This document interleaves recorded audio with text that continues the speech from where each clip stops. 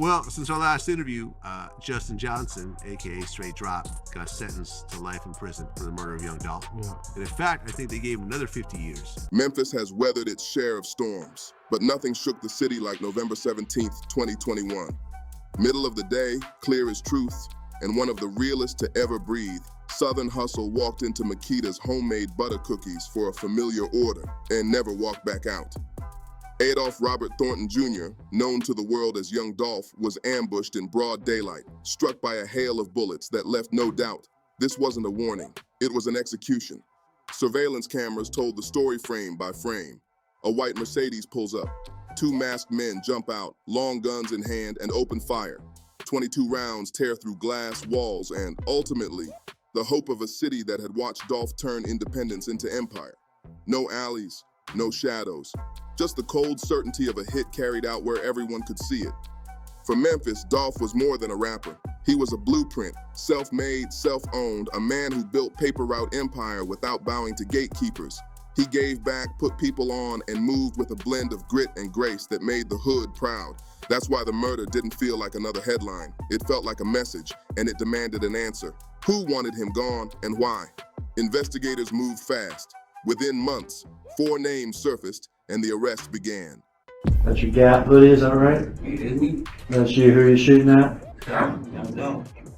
All right, now back. Justin Straight Drop Johnson and Cornelia Smith, identified as the alleged triggermen tied to the white Mercedes and the weapons. Hernandez Govan, painted by authorities as the organizer who stitched the plan together. And Jamarcus Johnson, Justin's half-brother, accused of helping with the getaway and the payoff. On paper, the puzzle pieces were lining up. But on the streets, nobody believed the picture was complete.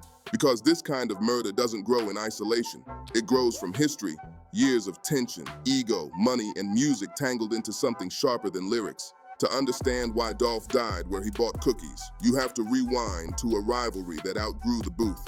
Young Dolph versus Yo Gotti. What started as business interest turned sour when Dolph rejected an offer, choosing to build his label his way.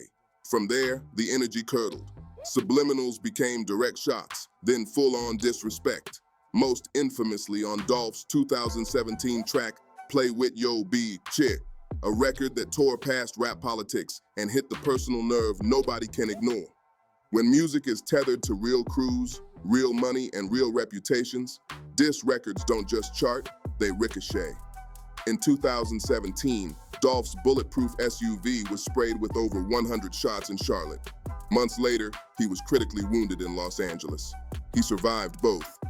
But survival in that world doesn't always change the math. It only delays the reckoning. To understand why Young Dolph's death sent such a chill through the city, you have to rewind to where the tension first took root, years before that white Mercedes ever pulled up to Makita's. Feel when Straight Drop got sentenced to the murder? I don't feel no type of way. I don't put myself in that like that. I kill myself. The story of Dolph and Yo Gotti is more than a rap feud. It's a cautionary tale about what happens when pride, power, and paper collide in a city that takes respect seriously. Back in 2014, Memphis was already divided into camps. Yo Gotti, born Mario Mims, had built his CMG label into a powerhouse, representing the polished, mainstream side of the city's hustle. Young Dolph was the opposite, raw, independent, and allergic to authority. He sold mixtapes hand to hand, built paper route empire brick by brick, and made it clear he wasn't signing to anyone. When Gotti approached Dolph with an offer to join CMG, it should have been a business win for the city, 2 Memphis titans aligning. Instead, it turned into a spark that lit a decade-long fire. Dolph turned him down, and from that moment on, everything changed. Bruh went from being my #1 fan to my biggest hater, Dolph tweeted in 2016. That one sentence summed it up.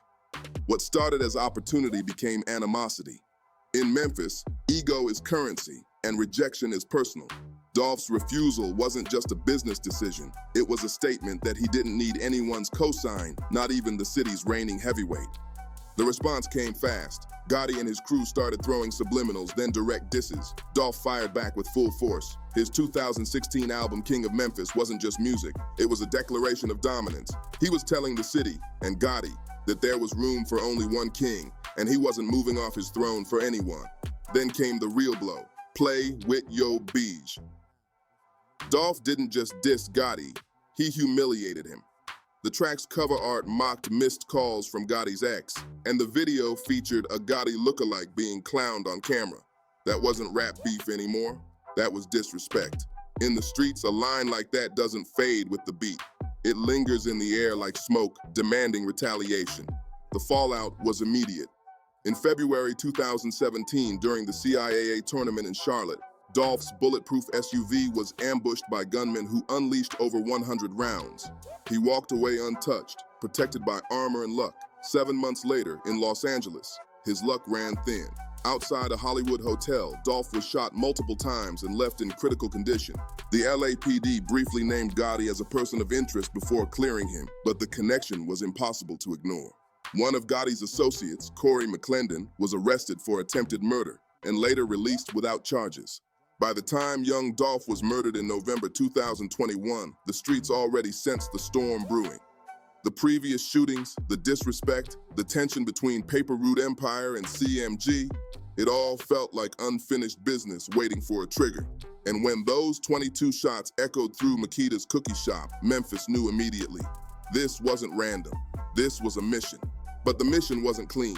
Within months, investigators rounded up 4 suspects whose stories didn't line up with the idea of a calculated, high-level assassination. Instead, the picture forming looked messy, amateurish even.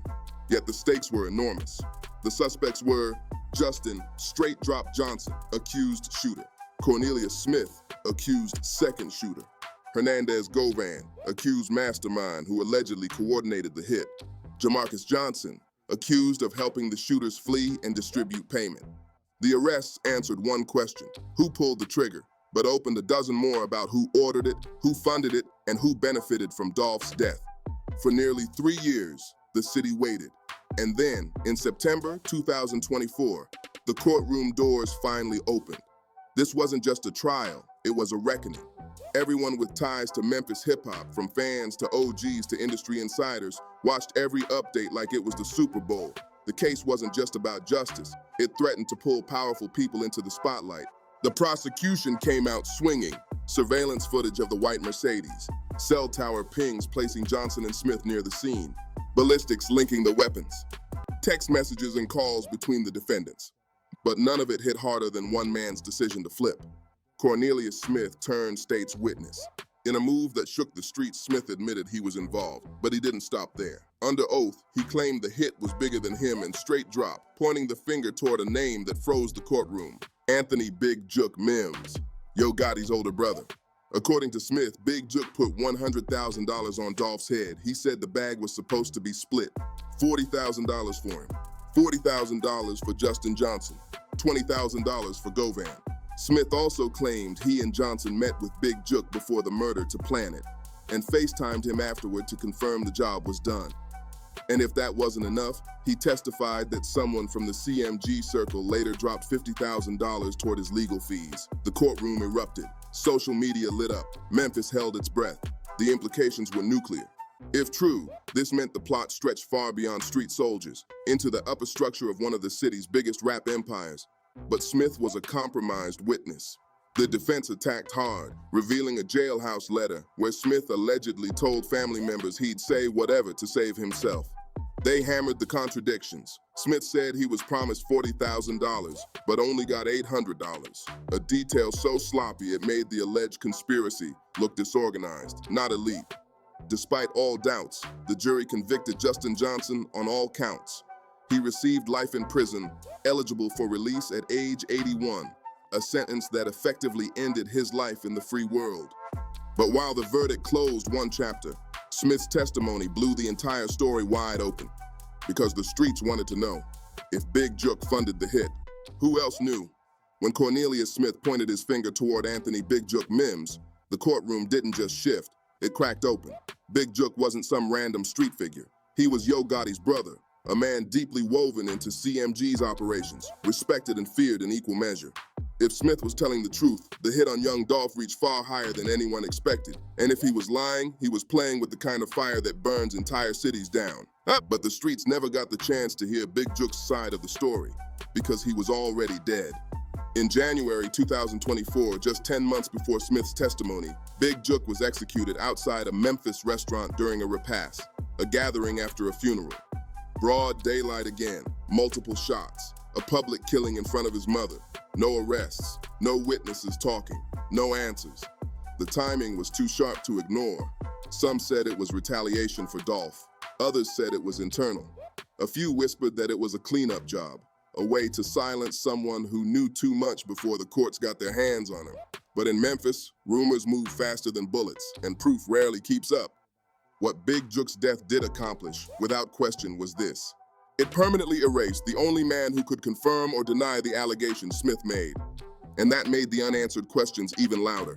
Meanwhile, another major figure, Hernandez Govan, who prosecutors claimed was the mastermind, fought his case fiercely. Despite the narrative surrounding him, alleged ties to CMG, social media photos with Gotti and Jook, and whispers about his role, Govan refused a plea deal. He pleaded not guilty and took his chances with a jury. In August 2025, he was found not guilty. His acquittal sent shockwaves through Memphis. Some said the prosecution overreached. Others said he knew things the city would never hear. But the verdict left the narrative fractured. If the alleged mastermind wasn't guilty, then whose plan was it? And who actually set the wheels in motion? The fourth defendant, Jamarcus Johnson, chose a different path. He took a plea deal in 2023, admitting to helping the shooters after the murder. His testimony supported parts of Smith's version, including text messages where Smith asked about Big Jook. But he too had motive to please prosecutors and minimize his sentence. Every answer opened another door. Then came the detail that complicated everything. Smith testified that someone connected to CMG paid $50,000 toward his legal fees. He didn't name the person, said he couldn't, but the claim implied structure, resources, and an interest in protecting the shooters. Was it true? Was it street generosity? Was it a lie? Was it damage control? No one could say for sure. And hovering over all of it was the number that everyone couldn't stop talking about. The supposed $100,000 bounty on Dolph's head, compared to the $800 Smith claims he actually received. That gap was so absurd, it made even seasoned street veterans squint. If a powerful organization really ordered the hit, why pay pennies to the men who risked everything? Why move so sloppy? Why leave a trail of contradictions? Or, and this was the chilling possibility, was the operation never as polished or organized as people assumed? Was it ego and street impulse, not corporate strategy and precision? The whole world never say that when they egging on the beat. When everybody put on the song, everybody egging out, nobody don't be saying that. We feel like that right now. By the time Justin Johnson was sentenced to life, the truth was more tangled than ever. Some players were dead, others were locked up, others were walking free. And the biggest name in the conversation, Yo Gotti, remained untouched, uncharged, and silent. As the courtroom dust settled, a new wave of questions began tearing through Memphis. Not about what happened, but why it happened the way it did. Because the deeper people looked into the details, the more the story stopped making sense. And nowhere was that confusion louder than in the money. Cornelius Smith testified that $100,000 was put on Young Dolph's head, a life-changing amount for most street dudes. Yet according to him, after carrying out one of the most high-profile murders in Memphis history, he received $800, not $40,000, not even a few thousand. Just $800, $500 up front, $300 later. That discrepancy cracked the whole narrative open. If $100,000 was truly available, and if CMG-affiliated figures supposedly had access to tens of thousands more for legal fees, how did the actual shooters walk away with pocket change? In the streets, when a mission this dangerous goes unpaid, retaliation usually follows. Rage follows. Betrayal follows. Yet instead of lashing out, Smith testified against his own co-defendant, risking the label of snitch forever. It didn't add up, and that's what had people thinking. Was the $100,000 bounty real, or a story inflated to secure a plea deal? Was Big Jook actually involved, or was his name used because he wasn't here to defend himself? Did someone help with legal fees? Or was that just another desperate claim to win favor with prosecutors? Even prosecutors acknowledged Smith's testimony had holes. The defense presented a letter Smith allegedly wrote from jail, admitting he'd say anything to avoid dying behind bars. Under normal circumstances, that would have obliterated his credibility. But with the video, the ballistics, and the cell tower data pointing toward Johnson, the jury didn't need Smith to be perfect. They just needed him to be believable enough. Still, the money issue raised legitimate doubts. If this were a professional hit ordered by a powerful organization, you'd expect clear payments, clean communication, airtight planning, shooters who actually get what they were promised. Instead, the blueprint looked sloppy, chaotic, uncoordinated, almost as if someone far lower on the hierarchy made moves without real backing or without thinking through the consequences. Which brings everything back to Big Jook's 2024 murder. If he truly ordered the hit, then the streets had their answer and delivered their own form of justice. But if he didn't, if he was working independently, if someone used his name, if he died before clarifying anything, then his death didn't bring closure. It only buried the truth. Meanwhile, investigators continued tugging at every loose thread: the alleged CMG attorney connection, the old shooting involving black youngster, the hush money rumors, the timing of payments, the contradictions in testimony, the silent players with a lot to lose. But after months of digging, the public answer was the same. No direct evidence tied Yo Gotti to the murder. No texts, no calls, no meetings, no money trail. Only whispers, none strong enough to stand in court. And that left the city torn between two possibilities. Either the conspiracy was real, or the story was built on fear, speculation, and the words of men trying to outrun prison time. By the time the final gavel dropped and the courtroom emptied, one reality became painfully clear. We might never know the full truth about who ordered Young Dolph's murder. Justin Johnson was convicted. Cornelius Smith cooperated. Govan walked free. Big Jook was taken out before he could testify. And Yo Gotti, the name the streets whispered the most, was never charged with a single crime. That's the kind of ending that keeps a city haunted. Because behind every testimony, every rumor, and every headline lies a simple fact. Too many key players are dead, locked up, or unwilling to talk. The story remains cracked open, bleeding questions that no one seems ready or alive to answer. One piece of the puzzle that still rattles the streets is the alleged $50,000 payment toward Cornelius Smith's legal fees. If someone truly dropped that kind of money, it suggests coordination, not chaos, but the details are murky. Smith couldn't name the source. No paperwork surfaced. No one stepped forward. It could have been someone high up. It could have been a friend trying to keep him afloat. Or it could have been a lie crafted in desperation. Then there's the huge gap between the alleged $100,000 bounty and the $800 Smith claims he actually received. That alone destabilizes the entire narrative. A murder with national consequences shouldn't look this sloppy. A professional hit shouldn't feel this unorganized. A coordinated conspiracy shouldn't fall apart over pocket change, unless the operation was never what people imagined. Unless someone used powerful names to mask a personal vendetta. Unless the shooters were manipulated or abandoned by the very people they believed they were serving. And then, Big Jook's murder. Killed outside a Memphis restaurant in January 2024 in front of his own mother at a repast, a symbolic place and time for a symbolic hit. Was it revenge for Dolph? Was it retaliation for internal betrayal? Was it someone tying loose ends? No one knows, and with no arrests, the silence says everything. His death didn't bring closure. It erased a witness who could have exposed or absolved some of the most powerful names in Memphis. That silence echoes louder than any evidence the courts ever found. Young Dolph's murder now stands as a tragic collision between rap, ego, money, and the brutal reality of street politics. It's a reminder of how thin the line is between entertainment and actual bloodshed. Lyrical warfare becomes literal warfare when the men behind the mic come from worlds where disrespect has consequences and where pride can get you killed faster than bullets. In the end, Dolph lost his life. His shooters lost their freedom. Big Jook lost his future, and entire families lost fathers, sons, and brothers. Over pride, over power, over a story the world may never fully understand. What remains is legacy, Dolph's music, his independence, his impact on Memphis, and the cautionary truth that not every feud is for entertainment. Some wars have casualties long after the final shot is fired. And as for the unanswered questions, they'll stay where so many truths in Memphis end up, buried with the men who could have told them.